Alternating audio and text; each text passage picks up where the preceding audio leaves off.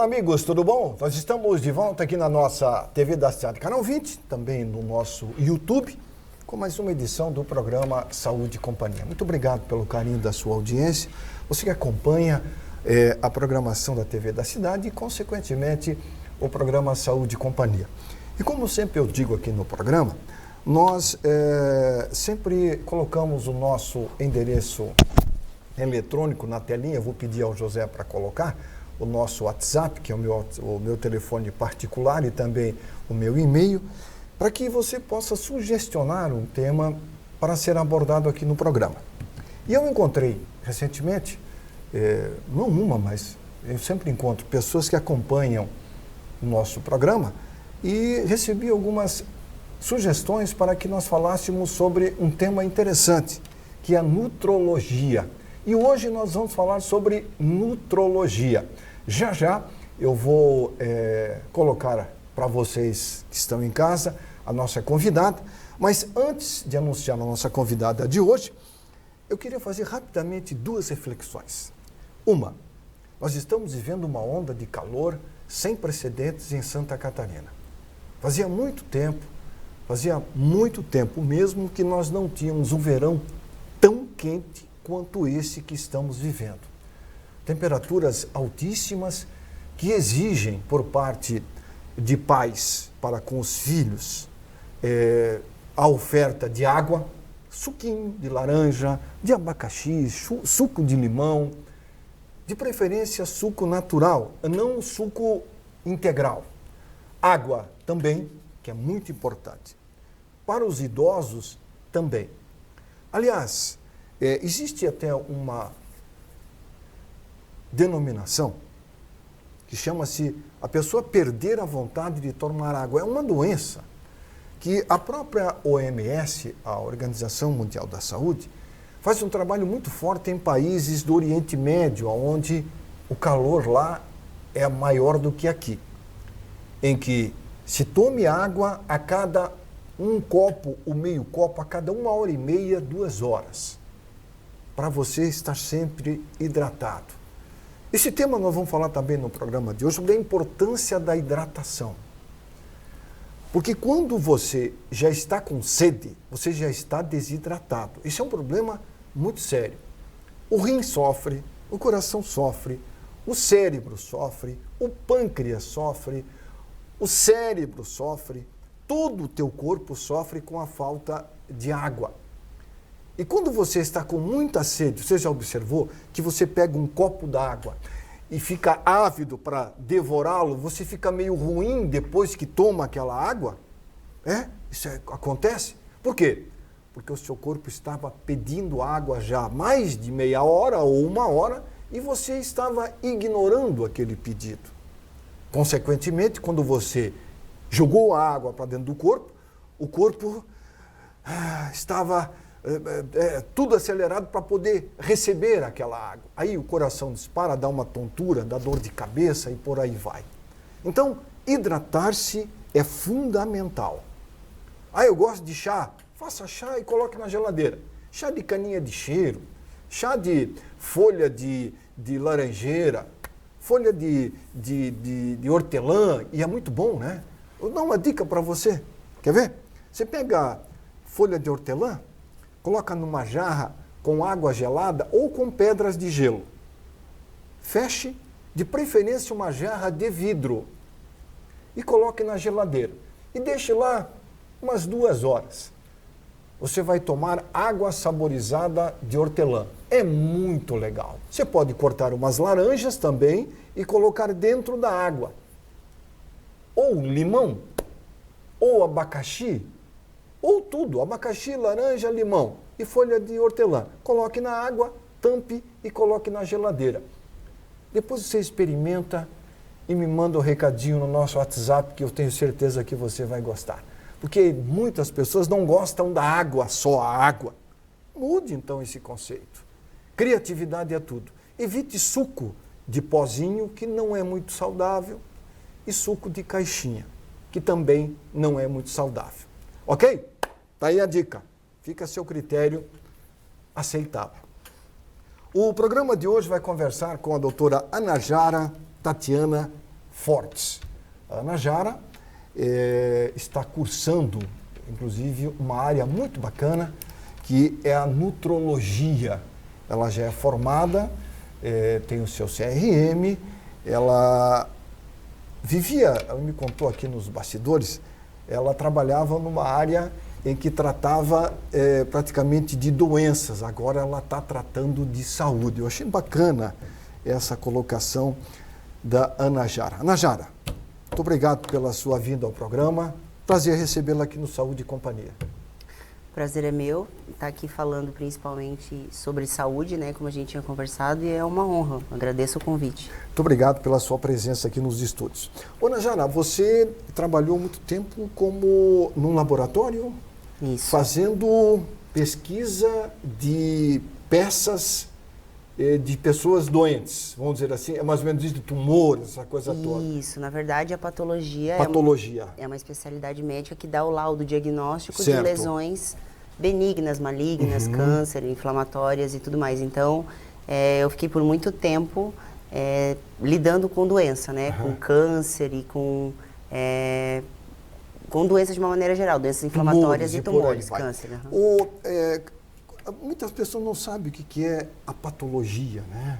A patologia na área da medicina é uma área em que ela auxilia muito o médico no tratamento pós-diagnóstico da doença, né? Na verdade, a patologia, por definição, é o estudo das doenças, enquanto que a fisiologia é o estudo das situações normais, né? Durante a faculdade, a gente tem essas duas cadeiras, né? Fisiologia é o estudo das funções vitais normais, patologia é o estudo do adoecimento. Então, desde doenças inflamatórias, doenças crônico-degenerativas, doenças infecciosas e o câncer. O patologista, como uma especialidade médica, é aquele médico que fica no laboratório, recebe a biópsia de um gastro que fez uma biópsia no estômago e identificou alguma lesão, o dermatologista que vê uma lesãozinha na pele e não sabe se aquilo é câncer ou se é só uma ceratose, que é uma condição da idade, né, do sol e tudo mais. Então, esses médicos fazem essa biópsia, retiram um pedacinho dessa lesão e encaminham para o médico patologista, que é quem vai analisar e dar o diagnóstico definitivo, né? Ele dá depois o laudo? Ele vai dizer, isso é câncer, que tipo de câncer, o tamanho, se é invasor, se a margem está comprometida. É ele que dá o diagnóstico final. Aí o médico recebe o resultado e dá início ao tratamento. Ao tratamento, exatamente. Agora, você trabalhou muito tempo nessa área, né? Sim. Aí você resolveu mudar. É uma mudança considerável, né? Imagina a pessoa atua com um determinado nicho da saúde e de repente muda. O que levou você a mudar? Então, eu acho que assim, durante a faculdade eu sempre tive uma ânsia, assim, né, uma vontade de ser mais intervencionista, né? Então, um cirurgião, ele é mais resolutivo do ponto de vista de que você identifica o problema e você vai lá e soluciona. Você vai lá e retira aquilo que está causando, digamos, a doença. E algumas outras especialidades a gente não tem tanto esse poder, digamos assim, porque eu dependo, né, do paciente, eu dependo de outros fatores e na maioria das vezes, né, a gente não cura, né? Então a gente ameniza dores, praticamente é a função que o médico faz. Mas aí eu comecei a me questionar sobre qual era o meu real papel diante das pessoas, no sentido de que eu estudei e eu tinha que devolver isso para as pessoas de uma maneira geral, para a sociedade, sabe? O conhecimento, só que conhecimento por si só é muito vago, ele tem que ser aplicado, ele tem que ter um propósito, né? Ele tem que ter um direcionamento. Então, eu comecei a mudar de estilo de vida, um pouquinho da minha história, em 2015, 14. Que eu estava gordinha, eu estava com sono ruim, eu comecei a trabalhar, fazer plantão, eu não tinha qualidade de vida, eu não tinha disposição, eu estava engordando, eu estava com a minha autoestima baixa. E aí eu decidi mudar, comecei a fazer atividade física, comecei a fazer dieta, e aí as coisas, comecei a dormir melhor, a minha qualidade de vida melhorou, a minha disposição melhorou. E isso foi um estilo de vida que eu comecei lá em 2014 e nunca mais deixei de fazer. Então, assim, atividade física, alimentação, você falou de hidratação, né? Nós somos desidratados crônicos mundiais, né? Então, muitas dores de cabeça que tu vai no neurologista, que você toma remédio e nunca passa, que você acorda com dor de cabeça, é falta de água. Você está desidratado. Então, muitos, digamos, sintomas dessa nossa vida, né, de hoje em dia são decorrentes dos nossos hábitos. O sedentarismo. O sedentarismo é um deles. Alimentação, desidratação, a gente não ter o hábito de beber água, sono ruim por causa da tela, das luzes artificiais, o celular, TV no quarto. Então, cada setor desses é importante. Então, a nutrologia veio para mim como assim uma forma de a gente pegar pessoas que não estão doentes ainda, mas que é natural a gente adoecer com o envelhecimento, né? Nós fomos programados e criados e a gente vai perdendo vitalidade, a gente vai perdendo células, a gente vai, digamos assim, o oxigênio, que é o que nos dá vida, também tira, porque o oxigênio, ele faz oxidação e mata as células. Então, a partir do momento que tu respira, você entra num processo de envelhecimento, é uma conta regressiva, né? Então, mas como? Como que você quer envelhecer? Como que você quer estar daqui 5 anos, 10 anos? As escolhas que você faz hoje vão influenciar em como você vai envelhecer. E isso, a ciência já prova de, assim, muitos estudos que os nossos hábitos interferem diretamente na nossa qualidade de vida, no nosso processo, né, de adoecimento. Porque a epigenética é aquela parte do nosso DNA que a gente pode modificar. E existe uma parte que a gente não consegue. É imutável. Imutável. Ela é fixa e ela acabou. É fixa, né? Então, existe isso. Então, tem doenças, tem cânceres que são genéticos hereditários. A gente não tem o que fazer. Mas é a minoria. A maioria das outras situações são fatores ambientais associados à tua genética que vão determinar. Ou seja, é como se eu acelerasse ou desacelerasse processos. Então, tem um gene que me protege de um câncer. Se eu tiver alimentação rica em gordura, sedentarismo, eu vou acabar acelerando esse processo de adoecer e vou, digamos assim, tendo mais risco de ter essa doença. Agora, se eu tiver bons hábitos, fizer atividade física, eu vou silenciar esses genes. Então, eu posso retardar o surgimento dessa doença ou mesmo evitar. É interessante falar sobre isso, Ana Jara, porque eu tenho falado muito sobre esse tema aqui no programa, nós estamos acelerando o tempo. Você já ouviu falar, parece que o tempo está passando mais rápido. É que nós estamos o tempo todo correndo atrás de alguma coisa que nós não sabemos o que é. Você já notou? Exatamente. Você acorda cedo, chega tarde em casa. Aí não vejo a hora de chegar sexta-feira. Eu acho errado a gente pensar assim, não sei se eu estou errado. Você querer que chegue sexta-feira logo. Você não está sabendo que o tempo está passando rápido e você está achando que está vivendo e de repente você se vê, mas já passou o ano. Antigamente não passava tão rápido. Dizem. Mas é complicado. E é bem interessante. Você está sempre correndo atrás de alguma coisa, mas não sabe o que é. Isso que você falou é um gancho para falar de uma coisa que é muito difícil para a gente, que é mudar hábito, né? E por quê? Porque o nosso cérebro, ele funciona com circuitos de... Nosso cérebro é muito primitivo, né? O nosso cérebro ainda tem outros órgãos que foram, digamos assim, tendo um upgrade, mas o nosso cérebro é primitivo. Ele ainda acha que a gente está lá na época das cavernas, que a gente tem que armazenar energia na forma de gordura. Aquela soneca dos 5 minutos do celular é a nossa tendência de hibernar, ou seja, preguiça, ficar parado, não gastar energia, porque ele ainda acha que a gente está lutando para sobreviver. Ele não sabe que a gente tem padaria e mercado na esquina. Então, ele sempre está tentando armazenar. Isso, exato. Além desse comportamento cerebral, a gente também tem um monte de circuitos de busca de recompensa, que são os sistemas dopaminérgicos, que é uma busca que a gente tem por prazer imediato, né? Então, essa busca frequente que a gente tem dessas recompensas faz com que a gente sempre esteja buscando e procurando isso. E quando a gente não tem essa necessidade atendida, às vezes a gente vai criando umas formas de preencher esses vazios. E aí realmente a sensação é que o tempo está passando mais rápido. Porque, claro, né, e paralelo com isso também tem o nosso estilo de vida, que as informações são assim, inúmeras e numa velocidade muito rápida. A nossa necessidade social, profissional de estar sempre estudando, se atualizando e também aumentou. A pressão, a cobrança, né? Isso também ocupou mais, digamos, o nosso tempo, né? E então tudo isso que você falou faz muito sentido também do ponto de vista fisiológico também. O Ana Jara, o ser humano ele sempre foi muito metódico em relação ao objetivo, né?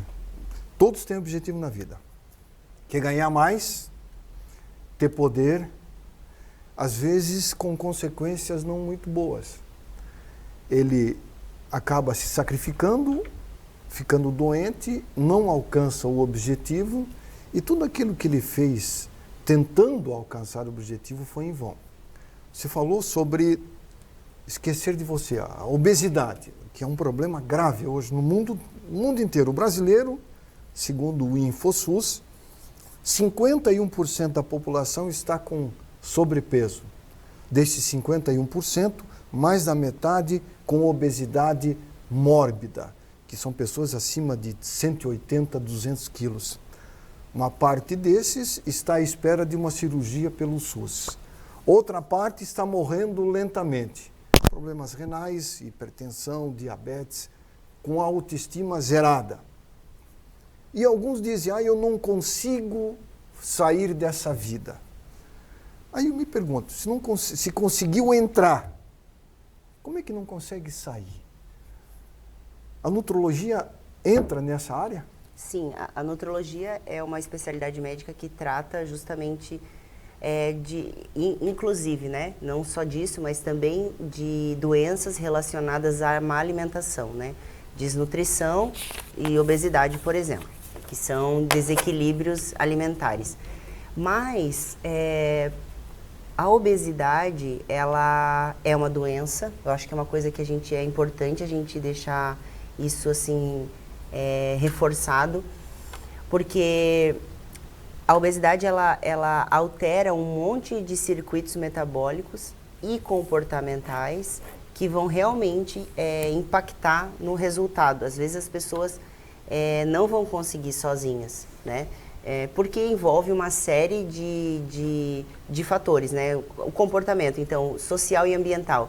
A gente tem carro, a gente não faz tanta atividade física como os nossos avós.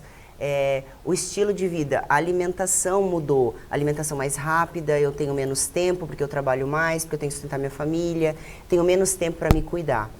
Associado a esses hábitos sociais, ambientais, tem as questões fisiológicas. Então, a obesidade, ela dificulta a ação da insulina. Então, a gente tem um problema da insulina funcionar, que chama intolerância. Então, vai dificultar a pessoa a perder gordura, mesmo fazendo dieta, às vezes, sozinha. Eu preciso regularizar primeiro a parte hormonal. Então, obesos têm deficiência hormonal de testosterona. A principal causa de deficiência de testosterona em homens jovens é obesidade. Então, assim, homens jovens que estão indispostos, cansados, sonolência excessiva, acúmulo de gordura abdominal, dificuldade de ganhar massa muscular, problemas sexuais, né? A gente vai analisar metabolicamente os exames, estão com as alterações decorrentes da obesidade. Então, realmente, a obesidade é uma doença que tem crescido. A tendência pelos números e as estatísticas é que realmente elas aumentem pelo estilo de vida, basicamente. E quando você entra na obesidade, é difícil sair dela sozinho mesmo, porque ela é uma doença. Nós vamos falar mais sobre isso no próximo bloco. É importante lembrar que o nosso programa não tem por objetivo ditar regras de vida, muito pelo contrário. O programa tem como objetivo alertar. Quem dita regras de vida é você. Eu sempre digo que Deus deu a cada um do ser humano um poder que não existe igual, que é o discernimento. Você saber o que é certo e o que é errado. E hoje nós temos 1001 ferramentas para distinguirmos o certo do errado. Basta você ter a iniciativa de ser orientado ou de se orientar. Ok? Muito bem, nós estamos conversando hoje com a Ana Jara Tatiana Fortes, ela que é médica e que está aí no processo de um curso, vai logo se oficializar, né, Ana Jara? Como nutrologista, como queiram. É uma área muito bacana e que trata de muitos problemas, caso você tenha um problema de dificuldade de um tipo de alimento, ou precisa de uma reposição hormonal, precisa conversar, se orientar. A hora, de repente, é agora, não é verdade? É muito importante conversar. E quando você conversa com quem entende do assunto, as coisas se resolvem com melhor facilidade. É importante ter essa consciência. Nós temos um intervalinho rápido, voltamos já já com o programa Saúde e Companhia. Tanto só, nós já voltamos. Muito bem, estamos de volta com o programa Saúde e Companhia, lembrando sempre do Clube Social Saúde. Se você quer informações sobre o Clube Social Saúde, você pode, inclusive, acessar o Instagram, @Clube Social Saúde, tudo junto. Lá você vai encontrar muitas informações sobre o Clube Social Saúde. É um clube que tem muitas vantagens para quem quer um atendimento adequado. Clube Social Saúde. Acesse lá e você vai ter mais informações. Ok? Tatiana, posso chamar de Tatiana também, né? Porque são os dois nomes bonitos. Ana Jara Tatiana Fortes. Você é de origem italiana? Sim. Italiana. Uhum. Ana Jara, quando nós falamos de nutrologia, hoje em dia está muito em voga a reposição hormonal, né? Muitas mães estão, até depois de avaliar o comportamento de suas filhas ou filhos, tem indicação de utilização de hormônio do crescimento. Eu li um artigo recentemente sobre este procedimento e esse artigo falava de que para se usar hormônio tem que ser critérios. A nutrologia tem critério para indicação de tratamento hormonal? Com certeza. Qualquer hormônio, né? Os hormônios sintéticos, que são os fabricados, eles imitam os nossos mecanismos naturais e normais. E por algum problema na produção, a gente precisa repor, né, esse hormônio. Então é muito comum, as pessoas conhecem muito problema na tireoide, né? Então, minha tia, minha mãe, a minha avó tem problema na tireoide e precisa tomar o Puran, aquele comprimidinho que tem que tomar em jejum todos os dias, né, tomar para sempre. O hormônio do crescimento é indicado quando se tem um déficit de crescimento, então a gente faz um raio-x da mão para ver como é que está as epífises ósseas e ver se tem ainda indicação, porque a partir de determinada idade não adianta mais usar. Então, cada hormônio ele tem uma implicação, então ele tem benefícios e ele tem riscos. Essa decisão, e na medicina tudo é assim, tomar um paracetamol tem risco. Tem. Então eu acho que pessoas que não sabem usar, às vezes até amigos médicos, colegas médicos de outras especialidades, às vezes tem preconceito, pessoas têm preconceito, principalmente com hormônios androgênicos, que são, por exemplo, a testosterona, tanto em mulheres quanto em homens, porque parece que só o hormônio que dá problema, o colateral. Mas não, qualquer medicamento administrado no nosso corpo pode ser um chá. Então, tem chás que são inofensivos, mas tem chás que são potencialmente perigosos, a depender se você tem um problema renal, a depender se você tem uma arritmia, a depender da quantidade que você está ingerindo por dia. Né? Se você está tomando outro medicamento associado com aquela substância do chá, também tem risco. Então, tudo que a gente coloca no nosso corpo tem risco. Ok. A decisão de risco-benefício, aí você decide com o seu médico. Olha, eu tenho esse problema, eu vou avaliar qual é o benefício do tratamento e o risco que ele pode causar. Então, essa decisão tem que ser com o médico e junto com o paciente, porque a decisão, né, a gente sempre brinca, a decisão, o tratamento é do paciente, eu sugiro, né, eu dou o caminho, a não ser em situações de emergência em que eu tenho que decidir mesmo... Por você própria. Mas por mim mesma. Agora, quando nós falamos em nutrologia, vem da palavra nutrir. alimentar, fortalecer. Existem 3 etapas da vida, né? A criança no útero da mãe, que está se alimentando, a criança que nasceu, que já está com meses de vida, se preparando para ser adulto, que tem um tipo de alimentação, e depois já adulto, quando ele se alimenta sozinho. A nutrologia, ela qualifica o tipo de alimento ideal? Para mim, que tenho 18 anos, tem que ser esse tipo de alimento. Para mim, que tem 67 anos, tem que ser esse tipo de alimento. Existe essa balança dentro da nutrologia? Existe, na verdade, alimentação, você falou muito bem, né? Qualidade e quantidade. Então, a gente tem que avaliar esses 2 cenários, né? Quantitativo e qualitativo. Do ponto de vista qualitativo, existem 3 macronutrientes principais. Então, todos os alimentos da natureza e os industrializados, eles são compostos de carboidratos, proteínas e gorduras. Então, existe uma proporção. Uns têm mais carboidrato, tipo uma batata, ela tem mais carboidrato. O ovo tem mais proteína, né? Tipo o azeite de oliva tem mais gordura. Todos os alimentos existe essa distribuição desses 3 macronutrientes. E existem os micronutrientes, que são vitaminas, minerais, que são encontrados em frutas, verduras, né? Que são selênio, zinco, ferro e os outros minerais, de uma maneira geral. Então, todos os seres humanos, independente da idade, precisam ingerir esses grupos de alimentos. Só que quanto? Aí entramos no outro setor, que é quantidade. As quantidades variam dependendo da evolução que esse ser humano está, né? Então, um bebê, por exemplo, que estava numa amamentação exclusiva, né? Então, até o 6º mês, a gente sabe que o leite materno, ele não precisa nem dar água para a criança, só leite materno.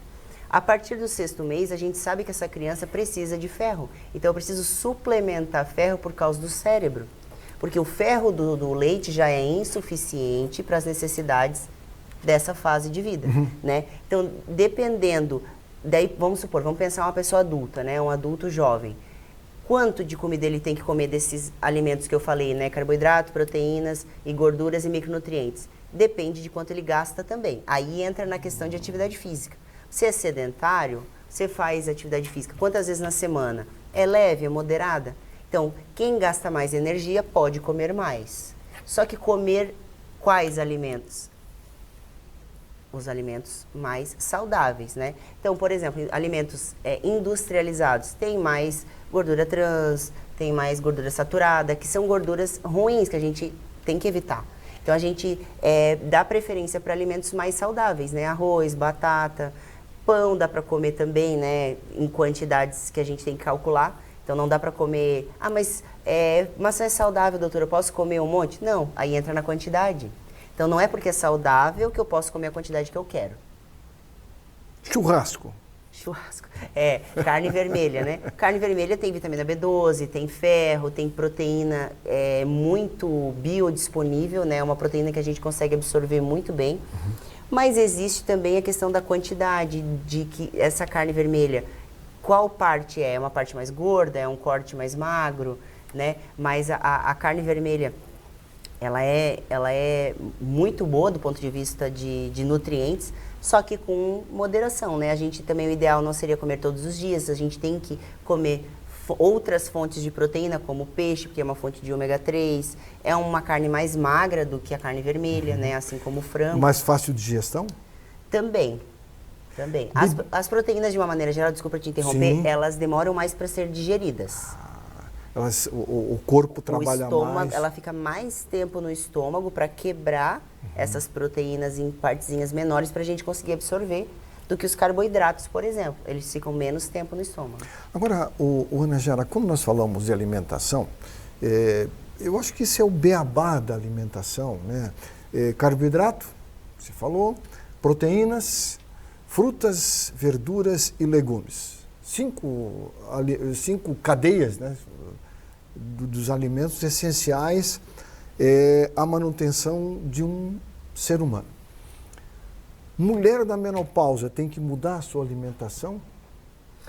Mulher na menopausa, a gente tem que cuidar com algumas questões que são inerentes do processo de deficiência hormonal. Por exemplo? Osteoporose. Opa. Mas já doença cardiovascular por causa do estradiol. Já com a menopausa instalada. Sim. E quando está na pré-menopausa? Na pré-menopausa a gente entra... no climatério que dizem, que está antes, como é que... Existe menopausa que é 12 meses com ausência de menstruação total. Consecutiva. Parou, não tem mais nada. 12 meses consecutivos sem menstruar, menopausa. Antes de entrar na menopausa propriamente dita, existe o climatério, que é quando começa a falhar. Então, a mulher menstrua um mês, fica 3 sem menstruar, menstrua, fica falhando. Isso é climatério.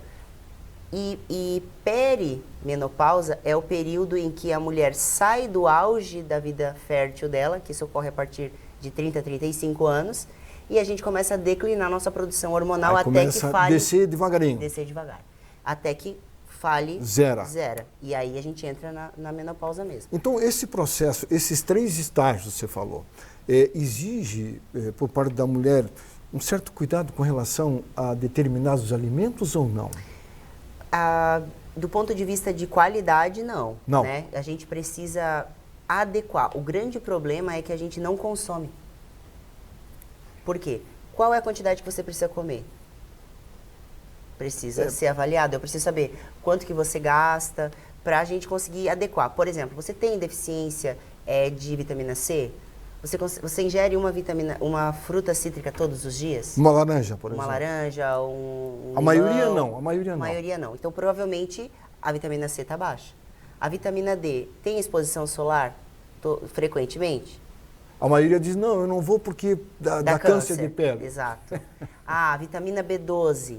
Que é da carne? Que é da carne vermelha, que é do feijão. Mas carne eu como bastante, eles dizem. Aí tem o problema de absorção, porque o teu intestino tem que estar saudável para absorver.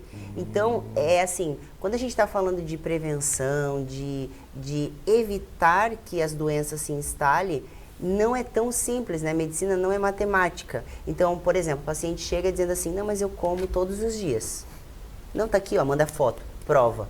Aí vai ver no sangue, não tá no nível ideal. Problema intestinal, o intestino está doente. Eu investigo o intestino dele e eu diagnostico.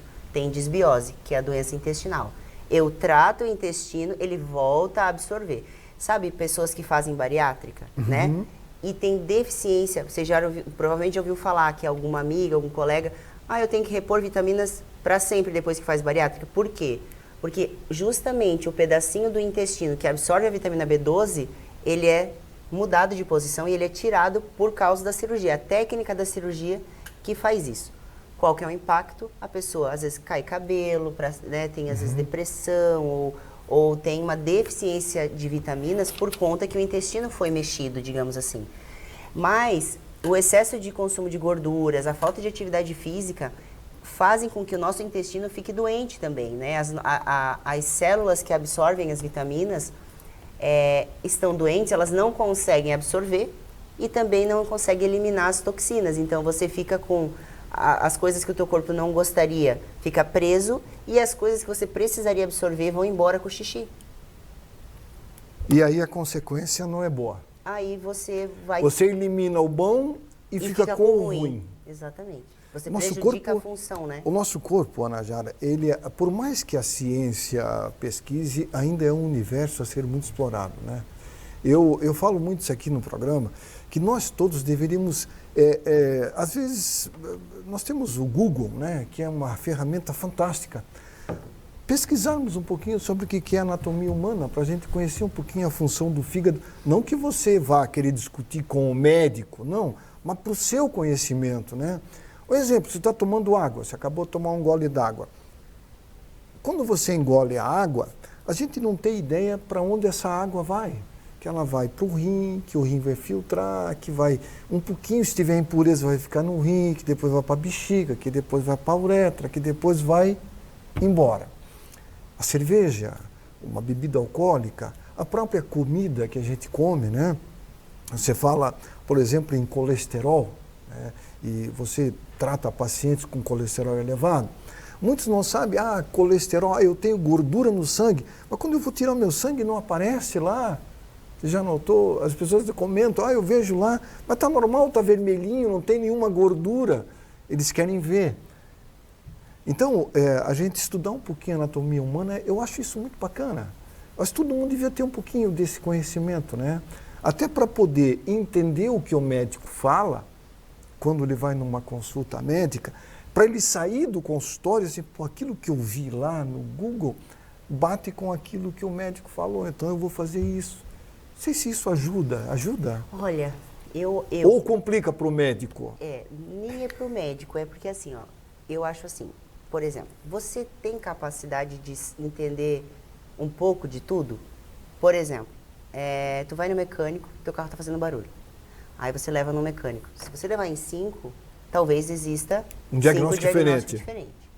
Aí você vai fazer reforma na tua casa. Aí você contratou um empreiteiro e aí o encanador te diz assim, isso. Tu tem tempo de estudar hidráulica para entender se o cara está falando ou não? Então eu acho que é muito mais sobre saber, você falou uma palavra que eu adoro, que é discernimento, né? Você ter orientações confiáveis. Confiáveis. Então, você tem o mecânico da tua confiança, você tem o pedreiro da tua confiança, você tem que ter um médico da tua confiança. E não que o médico esteja acima dos outros, não é isso. É uma profissão como outra qualquer que estuda a saúde e tem como função orientar, tratar e ajudar as pessoas do que ele foi capacitado na sua graduação. Hoje em dia, o que acontece? Existem muitos extremos, né? Então, existe o charlatanismo, existe as pessoas que deixam de estudar e vão ficando na gaveta, porque antigamente se fazia isso, porque a margarina é melhor que a manteiga, mas antigamente... A medicina sempre está mudando, sempre está evoluindo, artigos sendo... Tem sempre alguém estudando alguma coisa nesse momento, no mundo, né? Então, eu acho que é muito mais sobre moderação, sobre onde buscar as fontes. E você ter fontes de segurança, sabe? E eu mesmo, assim, por exemplo, eu vou numa dermatologista que é amiga minha. Eu não sei tudo o que ela sabe de dermato. Eu sei um pouco, mas daí eu vou parar para estudar, para saber se ela tá, né? Eu acho que é muito mais sobre a gente ter um equilíbrio das nossas fontes de conhecimento. Então, hoje em dia a gente tem Instagram, tem seguir pessoas que te agreguem, que você sinta confiança, que você vê que tem resultados, né? E aí sim, você senta na frente do profissional, pede opinião, e vai em outro, né? Por exemplo, indicação cirúrgica, sempre é bom ouvir duas opiniões. Com certeza. Né? Com certeza. Porque cirurgia é uma coisa, seria o último estágio do tratamento, né? Tratamento clínico e cirúrgico. Primeiro é o clínico, não deu clínico, não tem outra alternativa a não ser a cirurgia. Então vamos reavaliar ou avaliar, acho que é importante, tem né? Tem poucas situações que seria indicação, né, como você disse. Final, seria... De primeira, né? Exato. Uma apendicite, tem que operar, não tem tratamento clínico. Mas um monte de outras situações tem que ter, porque às vezes tem algum tratamento antes, né, que a gente possa fazer. Então sempre é bom ouvir duas opiniões. É importante falar sobre se conhecer um pouco, porque nós temos que aprender um pouquinho, né? Assim, tem pessoas que sabem bastante. E tem outros que sabem pouco. Então, a gente tem que aprender um pouquinho de cada coisa. Sim. Eu, quando era menino, eu sempre era curioso, sabe? Queria saber o que tinha atrás do muro do vizinho lá. A curiosidade, na verdade, ela aguça o conhecimento. Né? É igual um filho que pergunta, pai, como é que é isso aqui? Não, agora não tenho tempo. Não, acho que o pai tem que sentar com ele e dizer, olha, filho, é assim. O que é um rim, pai? A professora está falando lá, como é que... Nós temos dois ou um só. Então, é bom, né, com a função do rim, por que tem que tomar água, por que tem que fazer xixi. Essas pequenas coisas que ajudam muito até a pessoa a se cuidar mais. E saber, acredito que é fundamental. Por exemplo, você cada vez se inteira mais do que você está fazendo. Você cada vez está se aperfeiçoando mais, buscando mais conhecimento, para que quando você receba um paciente, ele saia do seu consultório satisfeito com as explicações que você passou a ele. Eu acho que esse é o princípio fundamental de um profissional médico. Né? Informar. Porque, eu repito aqui nesse programa várias vezes, sabe, Ana Jara, de que o médico é um aconselhador de luxo, não desmerecendo o trabalho do médico. que o médico recebe o paciente e vai orientar ele, vai aconselhar.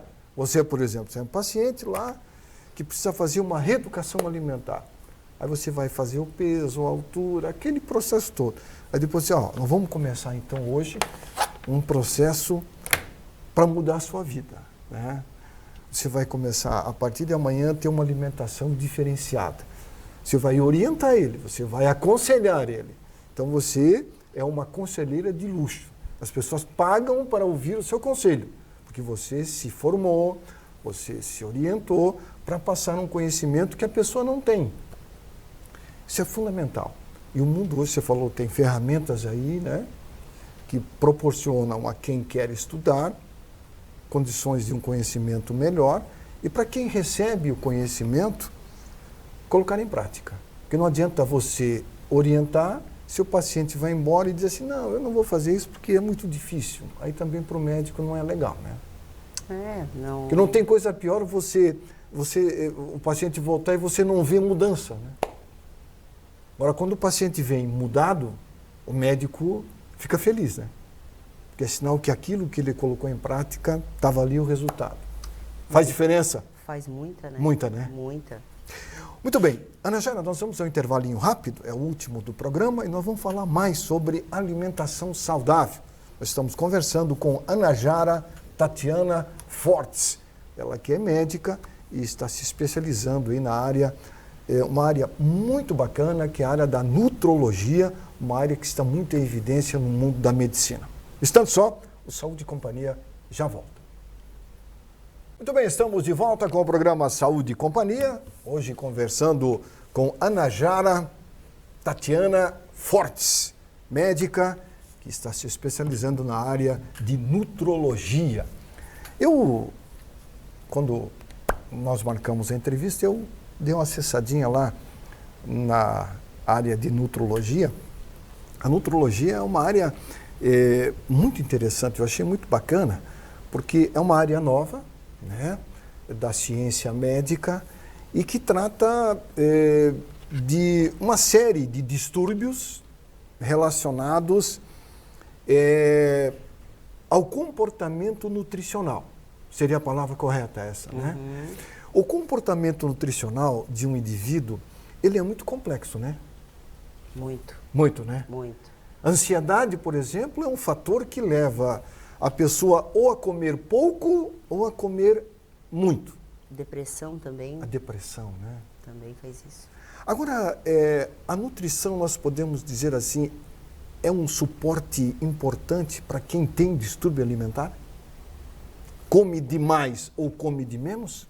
Sim, né? Porque a gente precisa ajustar as quantidades e a qualidade, mas às vezes o que motivou a esse distúrbio alimentar foi uma doença psicológica, né? Foi uma doença psiquiátrica, né? Um transtorno de humor, uma ansiedade ou depressão, elas interferem, dentre outros sintomas, no comportamento alimentar. Então, um dos sintomas da depressão é aumentar ou diminuir a fome. Mexer na saciedade, distúrbio motor, a pessoa ou fica agitada demais ou fica muito parada, né? Distúrbio do sono. Então, assim, porque são pacotes de doenças que têm vários sinais e sintomas, né?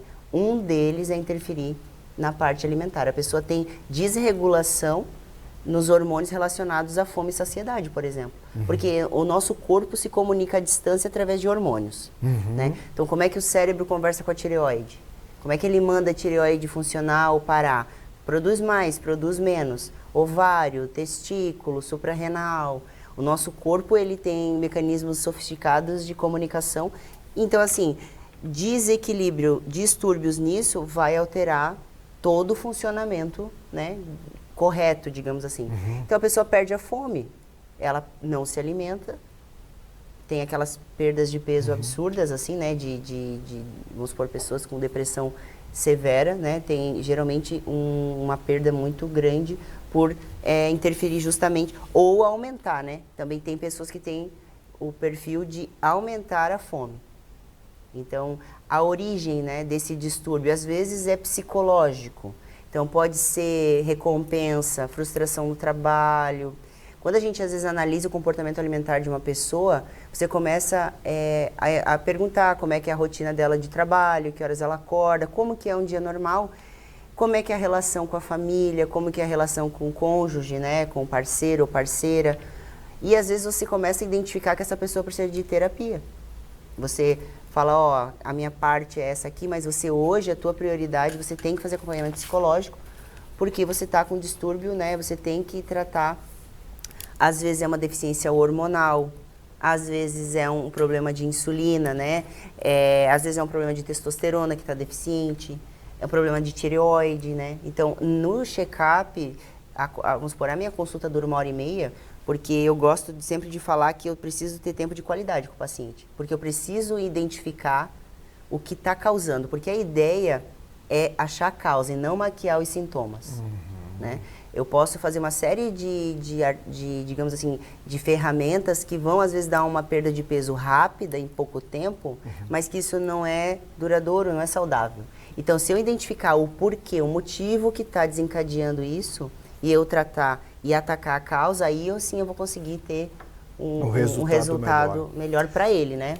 Para o paciente. Isso. Agora, nós estamos vivendo um tempo não muito bom, como se diz na gíria, sobre o aumento violento do consumo de álcool. Você já recebeu paciente com problema alcoólico? Sim. Já. A nutrologia fala sobre isso também, sobre como modificar esse comportamento?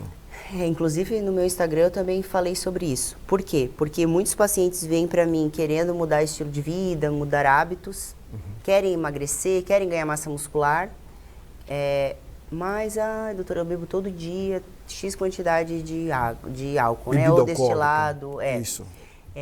Ou cerveja, ou uísque, enfim. E a grande questão do álcool é que o álcool interfere, sim, metabolicamente falando, na questão de emagrecimento e de ganho de massa muscular, porque ele deixa a pessoa mais cansada, mais indisposta, ele interfere no ganho de massa muscular e perda de gordura, porque ele ocupa as células do fígado, as células, né, os hepatócitos, que são as células do fígado, elas ficam muito sobrecarregadas para digerir esse álcool, e no outro dia você não vai performar como você faria se você tivesse sem, porque o teu corpo está de ressaca. A ressaca, na verdade, é como se fosse uma recuperação de toda a sobrecarga que você foi submetido no dia anterior com aquele excesso de álcool, né? Que é uma substância que tem caloria. Então, assim como eu falei antes, né, do carboidrato, da proteína, da gordura, terem calorias, o álcool tem, só que com uma diferença, ele não tem nutriente, a gente chama de caloria vazia. Então, ele é calórico sem te dar nenhum nutriente. Ou seja, ele traz malefícios. Malefícios. Então, assim, mas qual a quantidade que eu poderia usar? Não existe na medicina uma dose segura. Eu não sei dizer, não tem estudo, não tem como eu dizer que uma taça, 200 ml, 20 ml é seguro. Esse número não existe. Tem colegas que dizem que pode tomar, mas os mediterrâneos... Meia taça de vinho, isso. Mas assim, gente, os mediterrâneos, beleza, eles tomam bastante vinho tinto. A gente sabe que o vinho tinto tem o resveratrol, que é antioxidante, que protege contra doenças cardíacas. Ok. Mas e os hábitos deles? Então, os estudos mostraram que eles vivem mais e melhor. Tá, eles tomam um tanto de vinho. Tá, mas eles fazem atividade física? Qual a alimentação deles? Eles comem super bem. Não é o vinho que está dando esse benefício de longevidade. É tudo o resto que eles fazem nos bastidores. É uma associação de fatores. Claro, tudo não existe nada no nosso corpo que seja isolado. Então assim, eu não emagreço porque eu tenho problema na tireoide. Não, teu sono está ruim, teu intestino está ruim, isso está ruim. Quando você começa a olhar, e por isso que o nome chama integrativo, medicina integrativa, que é o quê? Eu olho o teu sono, eu olho os teus hormônios, eu olho a tua hidratação, eu olho a tua alimentação, eu olho o teu intestino, eu olho todos os setores que interferem positivo ou negativamente para você ter os resultados de saúde, de performance e de estética. Então, uma coisa está associada à outra, né? Mas é um conjunto de coisas, assim, que a gente tem que mudar e que vão trazer com certeza melhor qualidade de vida. Né? Você falou um negócio interessante, a estética. Quando a saúde vai bem, a estética vai bem. É uma coisa natural. Se você se alimenta bem, o intestino funciona bem, você é feliz, faz aquilo que você gosta, a estética... Ela é um plus, ela vem junto. É uma luz. Uhum. É como você está polindo uma joia, e ela tá, quanto mais você vai polir, ela vai brilhar mais. É por aí que a nutrologia trabalha. Na verdade, a ideia é essa. A beleza, a estética, ela é de dentro para fora, né? Uhum. Ela vem naturalmente quando a gente busca saúde. Né? Quem busca só estética, só vai ter estética. A saúde não está intrinsecamente associada. Mas quando eu busco saúde, a beleza e a estética vão vir junto. Naturalmente. Naturalmente. Porque você se sentindo bem, muda o aspecto do rosto da pessoa. Não, é muito impressionante porque as pessoas não se permitem experimentar isso. Vamos supor, eu vim para a saúde, doutora. Ok, então eu vou melhorar o intestino, vou regularizar os hormônios, isso, faço uma série de adaptações e de correções. Aí a pessoa não estava fazendo atividade física ainda, ela estava comendo, né, ainda não estava assim ajustada com a alimentação e tal. Ela começa a se sentir melhor, mais disposição, menos cansaço, o namoro, né, com o parceiro melhoram, o humor melhora. Aí ela é natural, é uma coisa assim, a pessoa vai fazer atividade física disposta, ela chega do trabalho, coloca o tênis, coloca a roupa, coloca o fone, aquele momento dela, ela começa, porque você falou uma coisa interessante que há dois jeitos de ver a vida, né? Ou duas pessoas olhando um IP, por exemplo. Uma olha e diz, nossa, que flor bonita. Aí a outra diz, pô, mas faz sujeira pra caramba. Então a gente tem que escolher qual dessas duas pessoas a gente vai ser na vida. Você olhar tudo como uma bênção ou tudo como uma maldição. Sabe? O lado positivo, o lado negativo. Porque existem isso no mundo. Existe. Só que o que você mais foca, o que você mais pensa, é o que ocupa mais espaço dentro de você. Então, quando você se permite fazer o processo natural das coisas, né? Você se alimentar melhor, você beber água, dormir melhor e tal, naturalmente você vai ter mais disposição para treinar, para fazer atividade física. Você vai ter vontade de se alimentar melhor, sabe por quê? Você se alimentando melhor, você vai se sentir melhor. Aí quando você come uma coisa ruim, poxa, já não cai bem. Tu já fica cansado, no outro dia tu pensa, nossa, eu quero voltar para minha rotina saudável. Porque quando você sai e bebe álcool, ou o teu corpo já dá uma reclamada, né? E as pessoas que, eu sempre digo assim, principalmente com essa questão do álcool, que é uma coisa social, eu tenho alguns pacientes homens que eu pensei, nossa, que difícil eu falar isso, né? É uma médica falando para uma pessoa que a vida inteira bebeu, não, agora... Eu falei para ele assim, olha, se permite experimentar a sua melhor versão. Depois você decide com qual das duas você quer ficar. Então, hoje você está performando 30% do que você foi projetado. Porque o álcool está sugando a tua energia, né, a gordura, falta de atividade física. Então, faz o seguinte, vamos fazer 20 dias o protocolo. Depois de 20 dias você decide com qual versão você vai ficar. E daí a decisão é sua. Você dá uma opção. Eu dou uma opção. Eu sempre dou. Porque na verdade, é como você falou, o médico não faz nada. Eu oriento, eu digo, olha, se você ir por aqui, vai dar aquele negócio lá. Se você, já tem isso para tratar, beleza, vamos tratar isso aqui. Mas sempre a decisão é individual, porque a salvação é individual, né? O livre-arbítrio eu não posso interferir, né? Não. O destino, cada um faz o seu, né? Agora, é ruim quando o médico orienta e o paciente sai de lá, tipo, né, a vida é muito boa, eu vou aproveitar ela. Pode aproveitar, mas com consciência. Com certeza. Viver é bom, né? Mas com qualidade de vida, eu até criei essa frase, é muito melhor, né? Muito, muito. Faz a diferença, né? Muito, faz muito. Ana Jara, foi muito bom conversar com você. Esperamos que você volte aqui numa outra oportunidade. Sucesso na sua empreitada aí e que tenhamos um ano com uma nutrologia cada vez mais atuante, focada no objetivo maior que é oferecer qualidade de vida. Obrigado. Com certeza, eu que agradeço, foi um prazer estar aqui falando sobre saúde e é só convidar que eu venho. Está feito o convite para outra oportunidade. Muito obrigado. Um grande abraço para você. Muito bem, conversei com Ana Jara Tatiana Fortes, médica, está se especializando na área de nutrologia. Muito bacana, você pode acessar lá o Instagram dela e você vai ter mais informações sobre o trabalho da nossa amiga Ana Jara aqui em Joinville. Lembrando que fazer a coisa certa é o certo. Então, erre menos, acerte mais para uma vida melhor. Vamos fazer um mundo melhor. Basta atitude. Um abraço, até a semana que vem. Tchau.